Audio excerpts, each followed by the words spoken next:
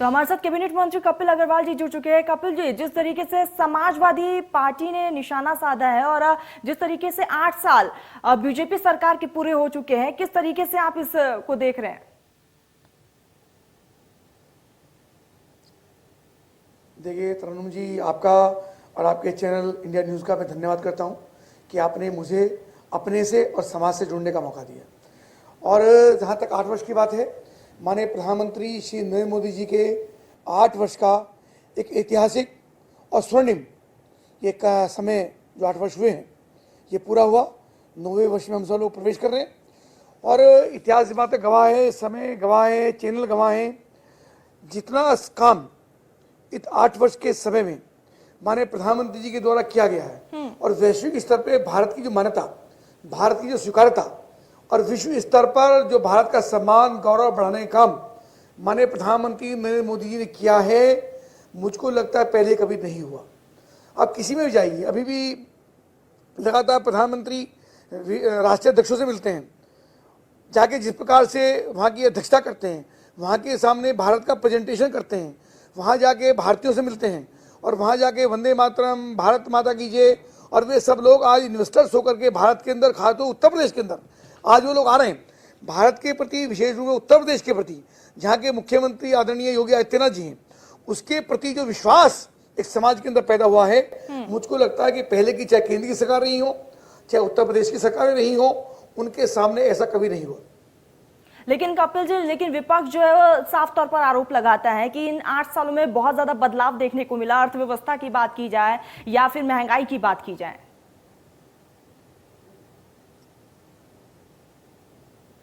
अरे अर्थव्यवस्था सब देख रहे हैं। अर्थव्यवस्था की स्थिति क्या थी? आज जीडीपी हमारी 6ठे नंबर पर है, कितनी तेजी से लगातार हम बढ़ रहे हैं। और उसके अलावा विश्व स्तर पर जाकर जिस प्रकार से जितने भी अंतर्राष्ट्रीय स्तर पर सम्मेलन हुए हैं, उनके अंदर प्रधानमंत्री जी ने जिस प्रकार से अध्यक्षता करके सब लोग आज आइकॉन के रूप में प्रधानमंत्री को देख रहे हैं। अगर मैं देश की बात करूं, देश के अंदर जिस प्रकार से आर्थिक प्रगति हुई है, कोरोना में जब पूरी दुनिया कोरोना के सामने लगभग आत्मसमर्पण कर चुकी थी, तब प्रधानमंत्री जी ने, हमारे मुख्यमंत्री योगी आदित्यनाथ जी ने जिस प्रकार से जनता का उत्साहवर्धन करके हमारे कोरोना वॉरियर्स, चाहे हमारे डॉक्टर, पैरामेडिकल स्टाफ, हमारे पुलिसकर्मी, हमारे डॉक्टर्स, हमारे अन्य सब लोग, और साथ साथ मजदूर, श्रमिक, उन लोगों को संरक्षण देकर के, उनको निःशुल्क गेहूं और चावल देकर के, और कोरोना की जिस प्रकार से कोरोना का सामना किया, जब ऑक्सीजन की बहुत समस्या थी, तब प्रधानमंत्री जी ने उनके सामने आत्मसमर्पण नहीं किया, बल्कि by air, by train, by truck सबको ऑक्सीजन पहुंचाने का काम किया। और यहाँ से यहाँ तक कि विदेश में भी जब वैक्सीन बनी तो वैक्सीन को भी हमने विदेशों तक देने का काम किया। यानी अंतर्राष्ट्रीय स्तर पर भारत की छवि वो कई गुना उसके अंदर वृद्धि हुई है। आज बहुत अच्छी स्थिति में भारत है। भारत लगभग विश्वगुरु के स्थान पर है और सारी दुनिया आज भारत की ओर देख रही है। पाकिस्तान जो लगातार हमको धमकी देने का काम करता था, लगातार आतंकवादी हमले हमारे ऊपर करता था, आज पाकिस्तान की स्थिति आप देख रहे हैं। पाकिस्तान को पूरी दुनिया के सामने एक आतंकवादी देश घोषित करने का काम और उसको समाज के सामने, पूरी दुनिया के सामने दिखाने का काम किया है कि आतंकवाद को पोषित करने वाला कौन, यानी पाकिस्तान। और पाकिस्तान की आज आर्थिक स्थिति क्या है, ये भी हम सबके सामने है। तो मैं धन्यवाद देना चाहूंगा, बधाई देना चाहूंगा प्रधानमंत्री जी को कि जिन्होंने जीडीपी हो, चाहे किसानों का सम्मान निधि हो, चाहे व्यापारियों के हित की बात हो, चाहे मजदूरों के, श्रमिकों के लिए खाद्यान्न योजनाएं हो, चाहे उत्तर प्रदेश के अंदर 24 घंटे बिजली देने का काम हो, चाहे हर घर को नल से जल, कितना बड़ा प्रोजेक्ट है, कितना बड़ा हिंदुस्तान है, हर घर को नल से जल देने का एक बहुत मुश्किल काम वो लगातार हमारे प्रधानमंत्री ने अपने हाथों में लिया है और उसको लगातार हम कर रहे हैं। तो एक बड़ा काम मुझको लगता है कि प्रधानमंत्री कर रहे हैं। विपक्ष की हमको कोई बहुत ज्यादा विपक्ष की बातों का जवाब नहीं देना है, पर प्रधानमंत्री कार्यशैली को, भ्रष्टाचार मुक्त प्रशासन पूरी दुनिया देख रही है, पूरा हिंदुस्तान देख रहा है और प्रधानमंत्री के प्रति लोगों का एक सम्मान, एक श्रद्धा, एक विश्वास जो लगातार बढ़ा है, मुझको लगता है कि ये हम सबके लिए बहुत गौरव का विषय है। कपिल जी, अगर खास तौर पर उत्तर प्रदेश की बात की जाए तो प्रदेश में कितना बदलाव हुआ है इन पूरे 8 सालों में, किस तरीके से तमाम बदलाव देखने को मिले हैं?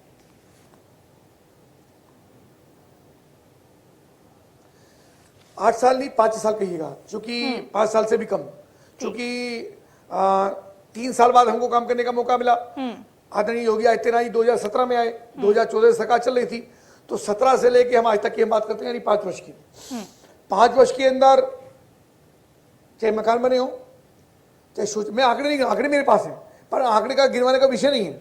विषय है जनता के बीच पहुंचना, जनता के चेहरे पर मुस्कान, समाज के कल्याणकारी योजनाएं। शौचालय कितना मुश्किल काम था, आप कल्पना करिए। गांव की महिलाएं, गांव की बेटियां, गांव की गर्भवती महिलाएं शौच के लिए तालाब पर जाती थी, सड़क पर जाती थी और पगडंडी पर जाती थी। उन सबको स्वावलंबी बना करके उनका सम्मान सुरक्षित करते हुए घर घर में शौचालय बनवाने का काम किया, गांव के अंदर बिजली पहुंचाने का काम किया, सौभाग्य योजना के अंदर गरीबों को गैस के कनेक्शन देने का काम किया, जिन्होंने गैस कभी देखी नहीं थी उनके घरों में गैस पहुंचाने का काम किया। उद्यमी को एक इन्वेस्टर समिट करके उत्तर प्रदेश के अंदर यह माहौल बना कि जब उत्तर प्रदेश के अंदर एक गुंडों का, माफियाओं का और आतंकवाद का और एक तरीके से लूट का ऐसा माहौल पूरे प्रदेश के अंदर था, उससे मुक्त करा करके माननीय योगी आदित्यनाथ जी ने एक सुरक्षा का वातावरण दिया। इन्वेस्टर समिट करके पूरे हिंदुस्तान, पूरी दुनिया के लोगों को उत्तर प्रदेश में इनवाइट किया। और हम सब के लिए बहुत सौभाग्य की बात है कि 3 जून को माननीय प्रधानमंत्री नरेंद्र मोदी जी ग्राउंड सेरेमनी कर रहे हैं, उनका शिलान्यास कर रहे हैं। 75,000 करोड़ का जो प्रोजेक्ट उसके अंदर है उसका शिलान्यास करने के लिए आ रहे हैं। कितनी बड़ी बात हमारे लिए हो सकती है। और परिवर्तन की बात यह है कि किसान सम्मान निधि बदी, किसानों का ऋण विमोचन का काम किया, व्यापारियों की सुरक्षा, व्यापारियों के साथ कितनी गुंडागर्दी, व्यापारी को सर्वाधिक चाहिए सुरक्षा, यानी वो अपने व्यापार के साथ सम्मानपूर्वक काम कर सके। और लगातार हमारी जीडीपी बढ़ रही है। उत्तर प्रदेश ही $1 ट्रिलियन का इकोनॉमी को लेकर के आज बजट माननीय मुख्यमंत्री जी ने के निर्देशन में और हमारे वित्त मंत्री जी ने प्रस्तुत करने का काम किया। एक बहुत बड़ा काम उत्तर प्रदेश के अंदर हो रहा है। और उत्तर प्रदेश की जनता लगातार चौथी बार, यानी 2014 में, फिर 2017 में, फिर 2022 में और उससे पहले 2019 में, ऐसा मिला के 4 बार अमेंडमेंट उत्तर प्रदेश के अंदर प्रदेश की जनता ने काम किया। मुझको लगता है बहुत अच्छा एक सार्थक परिणाम उत्तर प्रदेश के अंदर है। ठीक, कपिल जी, इसी के साथ बात करें इंटरनेशनल लेवल की, तो इंटरनेशनल लेवल पर भारत ने एक अपना अलग ही मुकाम हासिल किया है इन पूरे 8 सालों में।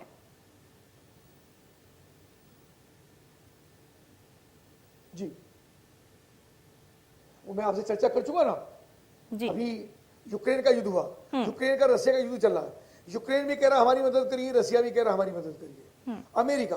और सुनिए, जिस समय सबसे बड़ी बात महत्वपूर्ण समझिए, जब धारा 370 हटी, मैं थोड़ा पीछे ले जाना चाहूंगा कि जब आतंकवादी हमले भारत में कहीं किसी हिस्से में होते थे तो तत्कालीन प्रधानमंत्री अमेरिका के सामने जाकर गिड़गिड़ाते थे हमारी मदद करिए।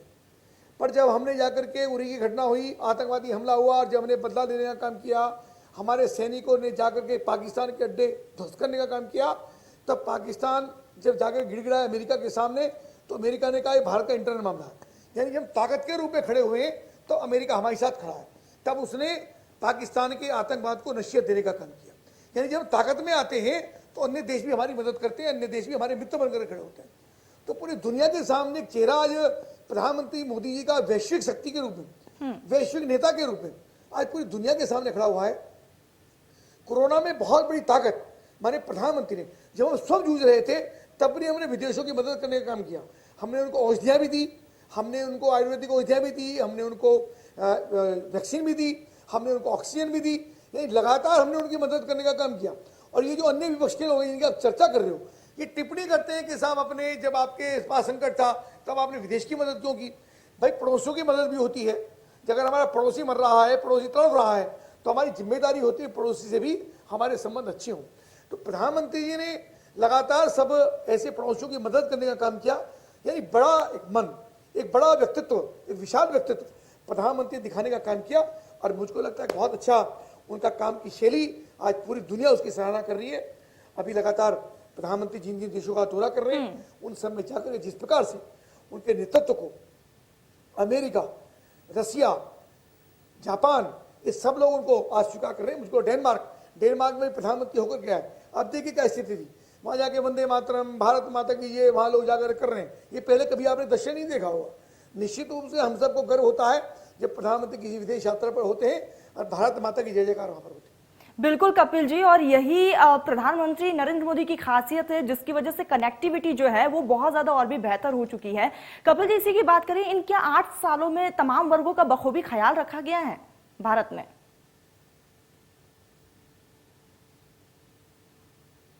आपको एक बिंदु को देखिए, आप मीडिया से हैं, आपकी जिम्मेदारी ये है कि आप सब बिंदु को टच करें, जहां कमी है वहां भी दिखाएं। मुझे नहीं लगता कोई बिंदु आज ऐसा दिखता है कि जहां बहुत भारी स्तर पे आपको दिखता हो। यहाँ भ्रष्टाचार को नियंत्रित करने का काम किया, भ्रष्टाचार मुक्त शासन और प्रशासन देने का काम हमारे प्रधानमंत्री ने, हमारे मुख्यमंत्री ने किया। कितने बड़े बड़े घोटाले तत्कालीन सरकारों के अंदर, चाहे केंद्र की हो चाहे प्रदेश की हो, कैसे देश को लूट का अड्डा बनाया गया था, कैसे एक परिवार मिलकर के देश को लूट रहा था। ये प्रदेश के अंदर भी हमने देखा, देश के अंदर भी हमने देखा। आज उन सब चीजों मुक्त करा करके पूरी दुनिया, पूरा हिंदुस्तान, पूरा उत्तर प्रदेश हमारे प्रधानमंत्री और मुख्यमंत्री जी की ओर देख रहा है। यानी हमने इतना बड़ा खाद्यान्न 2 वर्ष से निःशुल्क खाद्यान्न कैसे बांट रहे हैं, आप ये चर्चा करिए, इसे पूछिए विपक्ष के लोगों से कि 2 वर्ष तक जो खाद्यान्न हमने बांटा, ये खाद्यान्न तत्कालीन सरकार क्यों नहीं बांट पाई। मैं जिम्मेदारी से आपको ये बात कह सकता हूं कि ये सब खाद्यान्न राशन डीलों के माध्यम से अधिकारी और ये नेता लोग डकार रहे थे, जिसको प्रधानमंत्री जी ने मुख्यमंत्री के पेट से निकाल करके और जनता में बांटने का काम किया। इसकी समीक्षा होनी चाहिए। ये खाद्यान्न पहले कहाँ था, ये क्या अभी खाद्यान्न सारा पैदा हुआ है, पहले भी था, पर ये तब नहीं बढ़ता था। ये कहाँ था, ये सड़ता था गोदामों के अंदर, उसकी समीक्षा नहीं होती थी, उसकी चिंता ये लोग नहीं करते थे। इनको चिंता अपनी थी कि अपनी सत्ता कैसे बनी रहे, अपने परिवार की राजनीति कैसे बची रहे, इतने तक की चिंता होने का काम होता था। आज एक कांग्रेस पार्टी के राष्ट्रीय अध्यक्ष आज विदेशों में जाकर के भारत की निंदा करते हैं। उनको इस बात की समझ होनी चाहिए, भाई तुम्हारी बात, अपनी बात हिंदुस्तान के अंदर करिए। आप हिंदुस्तान की बात जाकर विदेशों में करते हो और विदेशों की जाके अपने भारत की निंदा करते हो, तो मुझे लगता है इससे खराब बात कुछ हो नहीं सकती।